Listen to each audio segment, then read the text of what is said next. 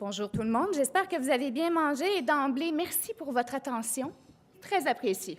Je vous fais ça assez rapidement. Alors, j'ai l'honneur de vous présenter la campagne « Je choisis le logement communautaire ». Je ne sais pas qui s'occupe du PowerPoint, mais il va falloir être rapide. Donc, quelles sont les lignes directrices de cette campagne-là? Comme Stéphane vous le disait, on a fait beaucoup de représentations politiques, mais il nous reste énormément de travail à faire en vue des élections générales. Alors, qu'est-ce qu'on va faire essentiellement dans cette campagne-là? Bien, on doit rencontrer les candidats et les candidates avant la tenue des élections générales. Ils auront lieu le 1er octobre 2018. Je pense qu'on commence à s'en rendre compte du calendrier préélectoral. Et donc, évidemment, vous aurez une panoplie de candidats dans toutes les circonscriptions. Il faut les rencontrer. Pourquoi? On veut leur présenter un portrait précis du logement communautaire de leur comté, mais surtout aussi des défis de la population de leur circonscription en termes d'habitation. En leur faisant connaître le portrait global du logement au Québec, bien, on leur fait également connaître nos propositions pour améliorer le secteur de l'habitation communautaire. Ça, c'est les lignes directrices. Après, on va rentrer en détail. L'objectif, c'est quoi? Bien, évidemment, c'est que l'ensemble de la députation et des forces politiques au Québec adoptent des positions beaucoup plus favorables à l'habitation communautaire et à la réalisation du droit au logement pour tous et toutes. Tout ça, ça veut dire quoi? Ça veut dire mettre à l'agenda électoral l'habitation communautaire. Donc, pourquoi on fait ça? Pourquoi on fait encore des représentations politiques? Parce que les actions passées ont été particulièrement fructueuses. Donc, permettez-moi de vous présenter un peu les antécédents et le travail de fond qui a été réalisé. Il y a eu un grand événement, le logement sur la colline, qui a été tenu par l'Association canadienne de l'habitation et de la rénovation urbaine. Bien, c'est sûr que cet événement-là a été favorable par la suite pour les représentations en vue de la stratégie nationale sur le logement qu'on a eu cette année. Il y a eu également un autre événement très intéressant qui démontre que tous les candidats de tous les partis et de toutes les circonscriptions sont importants à rencontrer. En octobre 2015, il y avait eu une tournée « Un toit, un droit ». Et à cette époque-là, il y a eu un candidat tout particulier dans la région de Québec qui a été rencontré, et c'est Jean-Yves Duclos. Bien, à l'époque où il a été rencontré, on ne pouvait pas savoir qu'il allait devenir le ministre responsable de la SCHL et celui qui allait mettre en œuvre la stratégie nationale sur le logement. Ça a été fructueux de le rencontrer bien avant qu'il soit très intéressant à rencontrer. Par la suite, évidemment, beaucoup d'entre vous, vous avez participé au Blitz de l'habitation communautaire à l'Assemblée nationale du Québec, l'édition 2015, et l'édition 2017 a été encore plus significative en termes de rencontres de députés, de fonctionnaires, de ministres. Et il y a eu un des résultats les plus probants, c'est que M. Norbert Morin a été rencontré à cette époque-là aussi. Bien, c'est devenu le responsable de la tournée de la révision du programme Accès-Logis. Donc, ce travail de fond-là a très bien mis la table pour le reste de nos positions en habitation communautaire. Tout ça pour vous dire, c'est qu'il n'y a personne qui doit être négligé en termes de représentation politique. On ne sait jamais quelle position ils vont occuper par la suite. Évidemment, on a développé des outils. L'équipe a travaillé très fort pour faire ces outils-là. Vous me permettrez de prendre un exemple concret et évidemment un exemple de ma fédération.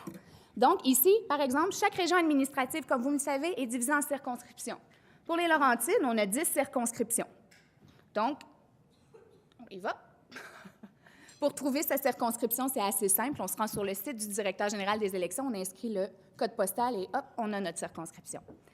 Vous avez des fiches qui étaient disponibles à la sortie et qui seront également disponibles pour tout le temps de la période des représentations politiques de cette campagne-là. Ici, on a la fiche de Labelle, la circonscription de Labelle dans le nord des Laurentides. Chaque fiche est personnalisée, mais chaque fiche a le même modèle. Vous aurez toujours les informations particulières à la circonscription en termes d'habitation. Comme par exemple, ici, on a l'état de situation et qui démontre le taux d'effort des ménages, le prix moyen des loyers. Ça permet vraiment d'avoir une représentation concrète de ce qui se passe dans le comté. Et comme chaque candidat des comtés veut bien connaître sa communauté, du moins, on l'espère, bien, vous aurez des informations très concrètes et des faits précis à lui présenter.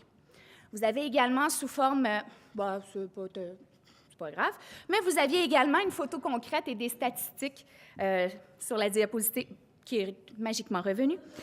Et par exemple, ici, on voit que 41,3 consacrent plus de 30 de leurs revenus à payer leur logement. Bien, ça veut dire pour le candidat qu'une personne sur 3 qu'il va rencontrer bien maintenant, il sait qu'il paie 30 de plus pour son logement. C'est vraiment une belle statistique pour le sensibiliser, pour qu'il puisse mener sa campagne électorale auprès de sa population.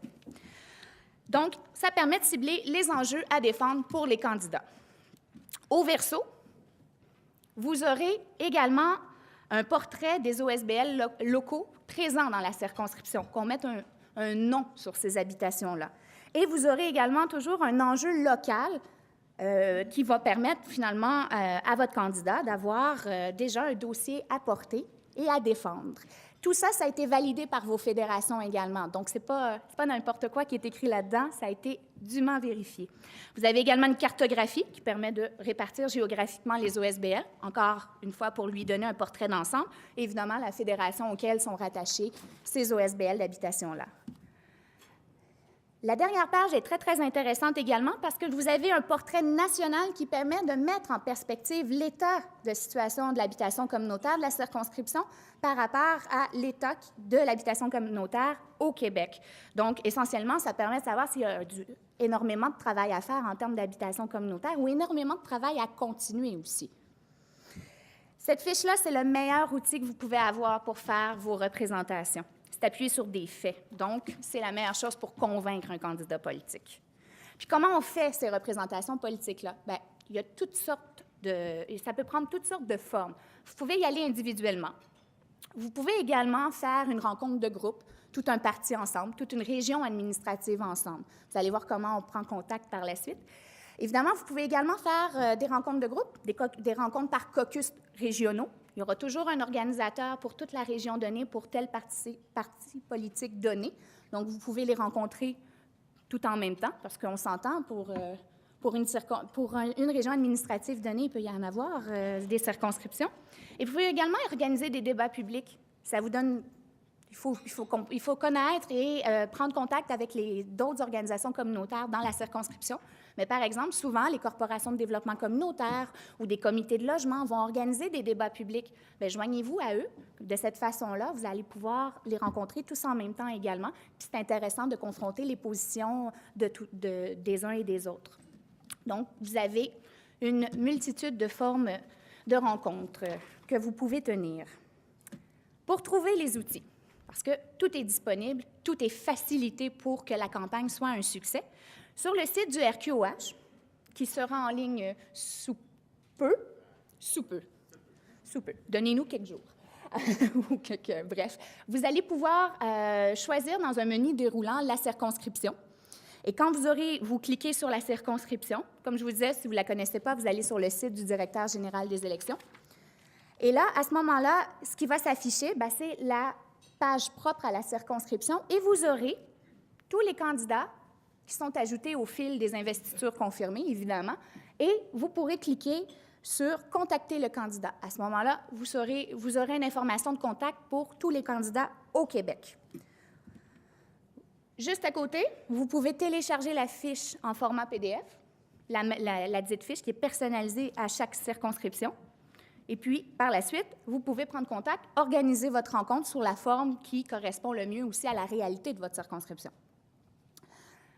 Quand vous avez terminé, il y a une petite section, là, généralement, ce n'est pas super populaire, là, ça s'appelle « Télécharger le rapport de rencontre ». Ce n'est pas un processus qui est lourd, mais c'est un processus qui est crucial pour le succès de la rencontre. Vous aurez quelques questions à répondre. Ça nous permet une rétroaction, c'est la base des futures représentations politiques aussi. Ça nous permet un suivi. Donc, c'est hyper important qu'à chaque rencontre tenue, même si on n'obtient pas toujours les résultats escomptés, on veut encore plus le savoir, bien, vous avez à remplir ça et ça va nous permettre de faire un travail de fond par la suite. Donc, essentiellement, c'est des informations très factuelles. Et puis, la rencontre était-elle satisfaisante? C'est votre jugement, vous le savez. Et puis, quels objectifs ont été atteints? Quels engagements ont été pris? Quels ont été les points positifs? Et puis, par la suite, est-ce que le candidat ou le parti politique a démontré un intérêt pour la présentation? Ou pas du tout? Il faut quand même le savoir.